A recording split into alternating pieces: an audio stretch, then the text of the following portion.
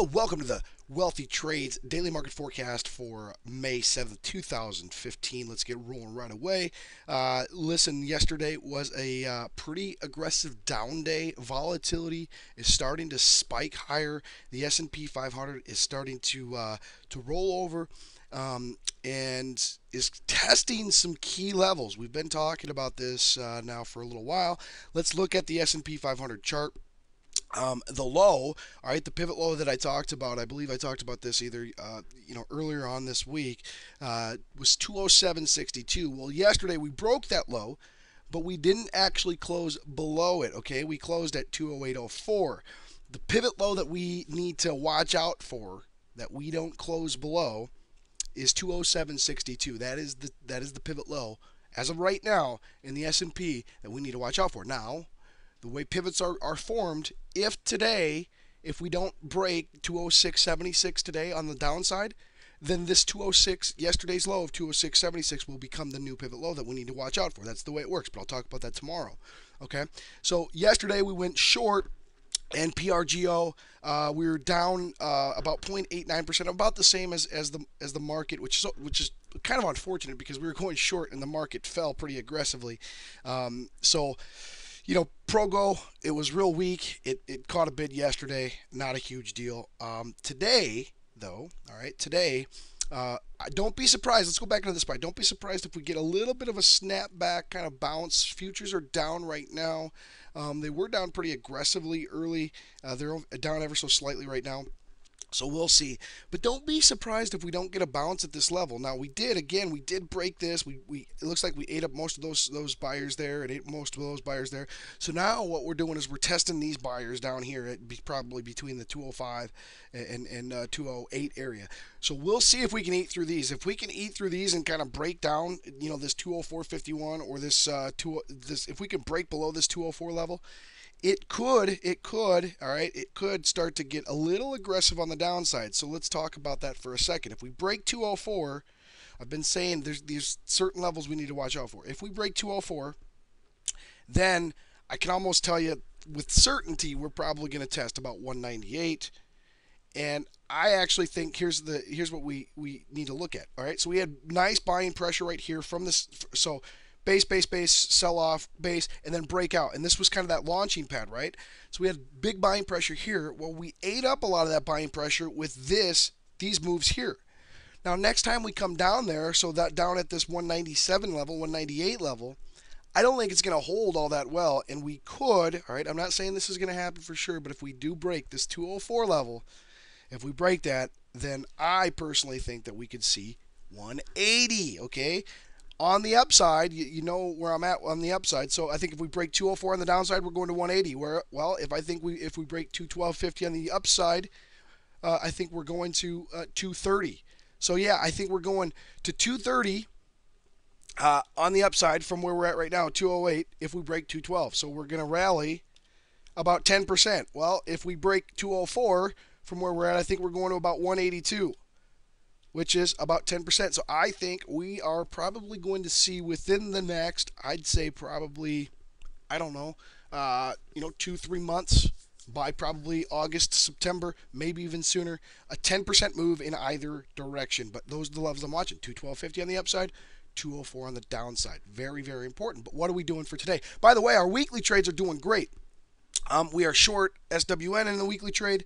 We're up about, that one's up about 2.25%, and we're down ever so slightly on UNH. Overall, we're up about 1.25% in that trade with the market down pretty substantially this week. So I'm pretty proud of that. That's good. That helped the trade yesterday.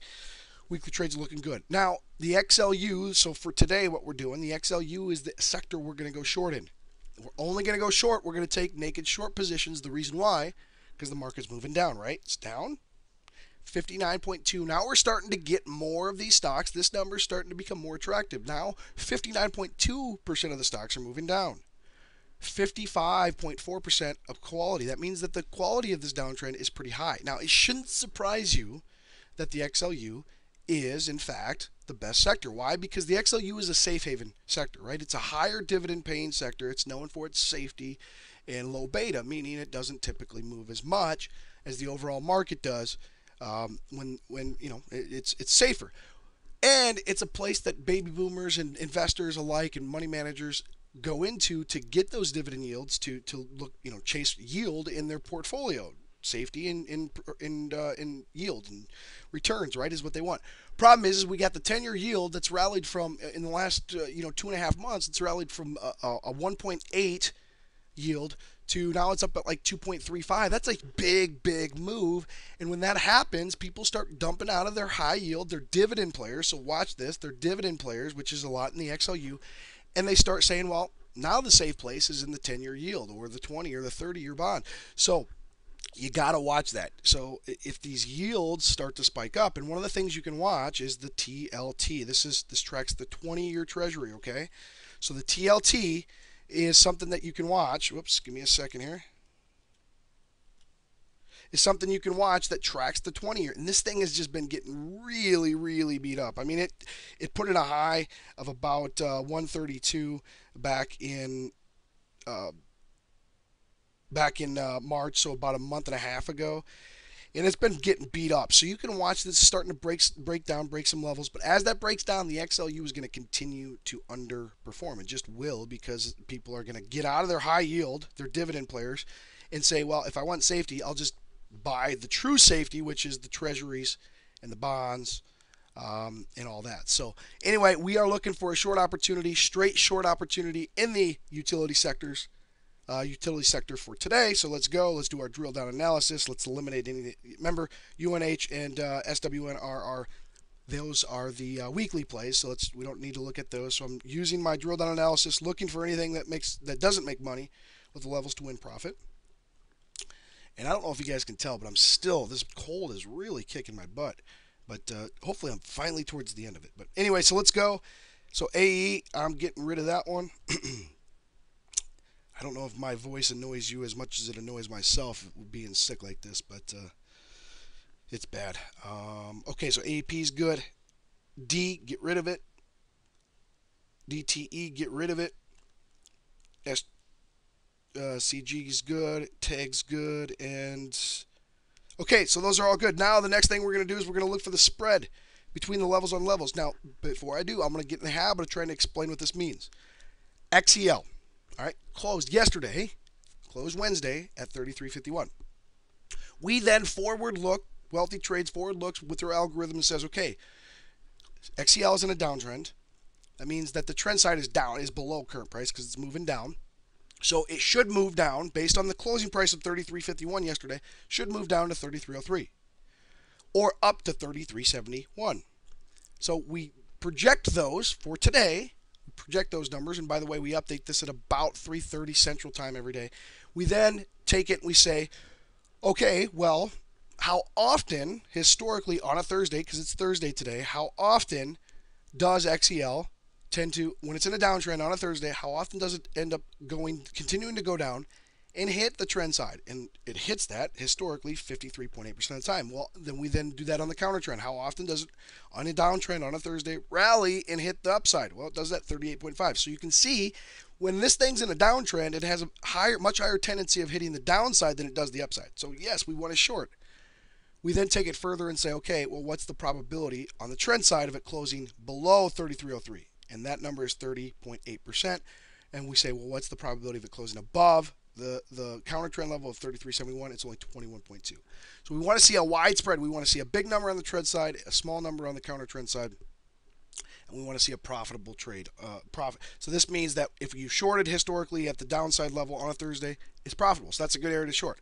Whereas if you shorted at this level here on a Thursday in a downtrend on XLE, well, that's a profitable level too. Okay, but let's find the one trade we're going to go into, the best shorting opportunity. Well, the spread is 30 and 21. Let's see if we can find something better. Well, 30 and 19 is better than 30 and 21, so TAG is better. 36 and 26, that's, you know what, TAG is better than that one. 40 and 7, that's way better than 36 and 19, so AEP is better than that one. Let's look at the XLU. 38 and 17, not as good as 40 and 7. AEP is our short today. I'm going to go short at the open.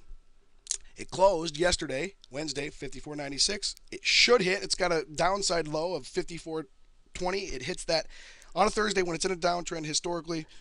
It hits that 57.7% of the time. Has a real high rate. 40% of the time it closes below this level. Whereas on the counter trend side, it should hit 55.28. It only hits that 38.8% of the 30.8% of the time. It only closes below that. So this is a really good shorting opportunity. If it hits 55.28, really good shorting opportunity, because when it hits it, it doesn't close above this that often, because it hits it 30% of the time, but only closes above it 7.7% of the time. And when you short there historically on a Thursday in a downtrend AEP, historically it makes money. So there's 3 entries here. I'm going to enter at the open. I'm going to hold all day long. I'm going to enter short at the open, hold all day long, close at the end of the day. I can also enter at 54.20 if it hits that short, close at the end of the day, and then enter 55.28 if it hits that short and close at the end of the day. That is my trade for today, short AEP. We're still in our weekly trade, which is short SWN in long TEG. For our monthly trade, we are still long in the XLV, and we are long CAH. Those are pretty much tracking what the market's doing right now if the market starts to roll over.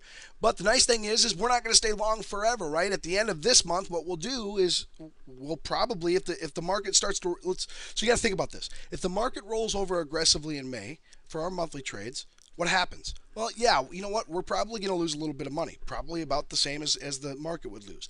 But then we roll into June, and the trend quality is going to be different. Yep, we might still be in an uptrend, but the trend quality is going to be below 50%. Therefore, we're going to do pairs trades for June, and maybe even just go short, because that's what we do at Wealthy Trades. We go with the flow, and we find the best places to go into, or the best hedge trades to go into when we need to go into them. So, all right, guys, email me if you have any questions, info@wealthytrades.com. Make it a great day.